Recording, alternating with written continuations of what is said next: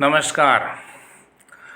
आज मैं आपको न्यूनतमवाद के बारे में बताऊंगा, जो कि जापान में न्यूनतमवाद यानी कि कम से आशा रखना, कम से मतलब संतोषी सदा सुखी वाली जो कहावत है उसके अनुसार संतोष करना, ज़्यादा लोभ नहीं करना, उसकी तरफ इंगित करता है।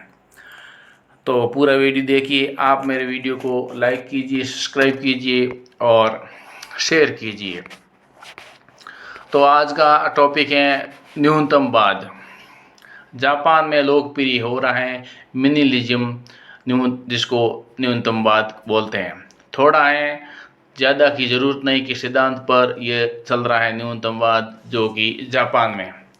तो उससे भारत को भी सीखने की ज़रूरत है कि हमको भी अधिक लोभ करने की ज़रूरत नहीं है। हम थोड़े में ही काम चलाएं, एक आशा और संतोषी सदा सुखी के हिसाब से। बड़े घर, बड़ी गाड़ियां, बड़ी ज़मीनों के तिलांजलि दे रहे हैं, सीमित कपड़े, कम से कम सामान की नई राह पकड़ी है। यहाँ के लोगों ने दावा किया जा रहा है कि वे पहले से अधिक खुश हैं। दिखावटी साजो सामान में नापसंद करने लगे हैं और यहाँ जो दिखावे को तवज्जो देता है उसे अवश्य असभ्य माना जाता है। और यह जीवन शैली मजबूरी नहीं, उनके जीवन का आसान सलीका है। हम इस पृथ्वी पर एहसान है, ये उनका तकनीक और आधुनिकतम मशीन युग में परचम फहराकर यदि किसी देश के लोग ऐसा करने लगे हैं तो वाकई वास्तविक प्रतिक्रमण है। जैन धर्म की एक साधना, जिसमें साधक परमात्मजन्य दोषों से निवृत्त होकर आत्म स्वरूप में लौटने की और प्रवृत्त होता है। धीरे ही सही, लेकिन पनपते रहेंगे और जिएंगे या शरणार्थ देखते देखते मरेंगे। इन दो विकल्पों में से यदि एक को चुनना पड़े तो मानव जाति पहला ही चुनेगी। लेकिन इससे पहले ये दृष्टि पैदा होनी चाहिए कि जापान के लोगों में हुई है।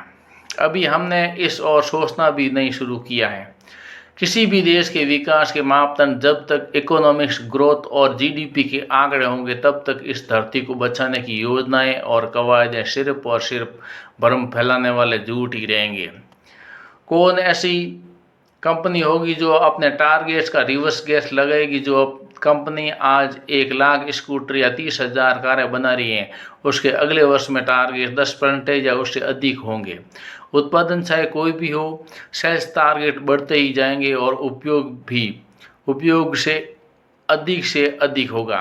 तभी इस कंपनियों को ग्रोथ और देश की जीडीपी बढ़ती रहेगी। अधिक एसी, अधिक फ्रिज, अधिक टीवी, अधिक माइक्रोवेव, अधिक इंडस्ट्रीज, अधिक मकान, अधिक वेतन, अधिक व्यवसाय, सब कुछ अधिक। फिर क्यों न होगा अधिक कार्बन उत्सर्जन और अधिक नुकसान पर्यावरण का? फिर कैसे बचा पाएंगे इस धरती को?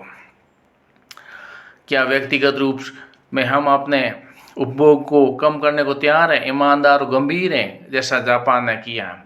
छोटी छोटी चीज़ों को लेकर हम जागरूक नहीं हैं और हमारे घरों, कार्यालयों में बेमतलब लाइट, पंखे, एसी चलते रहते हैं। रसोई में लगे वाटर प्यूरिफायर से लेकर टॉयलेट में जिस तरह से पानी बहाया जाता है, हर घर में उसे नहीं रोकेंगे, लेकिन धरती और पर्यावरण संरक्षण की बड़ी बड़ी बातें अवश्य करेंगे। हम आत्मलोकन करें किस कदर हमारा उपयोग बढ़ा है। ईमानदार कोशिश अपने घर और अपनी आदतों में करनी होगी। जब तक उपयोग कम नहीं करेंगे, तब तक उत्पादन कम नहीं होगा, और जब तक उत्पादन कम नहीं होगा, अपशिष्टों और खतरों से धरती लहूलुहान होती रहेगी। दूसरे बेहताशा उपयोग कर रहे हैं और केवल मेरे अकेले कटौती करने से क्या होगा कि सोच के ऊपर उठना होगा। जब तक इसे जीने का तरीका और सलीका नहीं बनाएंगे, तब तक आगे की पीढ़ी न्यूनतमवाद की आवश्यकता को नहीं समझ पाएगी। शुरुआत स्वयं से और अपने घर से करेंगे, तब शायद एक पीढ़ी के बाद उसके कुछ सुखद परिणाम सामने आ सकेंगे। धरती बच रहेगी तो जीवन रहेगा, हमारा अस्तित्व भी रहेगा। इस देश की परंपरा ने जीवन जीने का विकसित दृष्टिकोण दिया है। संतोष को परम सुख का कारक बनाया जो है, उसमें संतुष्ट रहने के तरीके सुझाए हैं। धरती को माता कहा है और पानी और पेड़ों की पूजा की है, लेकिन जीवन के इस आधारभूत तत्वों को कमाई और आधुनिकता के नाम पर अब नेस्तबूल किया जा रहा है। पश्चिम की नकल करते करते हम बेहद लालची और भोगी बन गए। उन्होंने हमारी पुरातन राह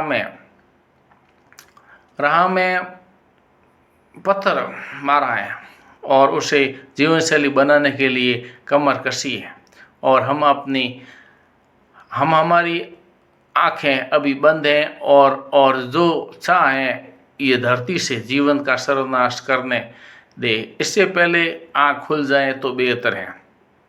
आप मेरी वीडियो को लाइक कीजिए, सब्सक्राइब कीजिए और शेयर कीजिए, क्योंकि ये जो जानकारी है संतोषी सदा सुखी तभी हो सकता है जब वो अपने आत्मा में कम चीज़ों में ही आत्म संतोष कर लेता है।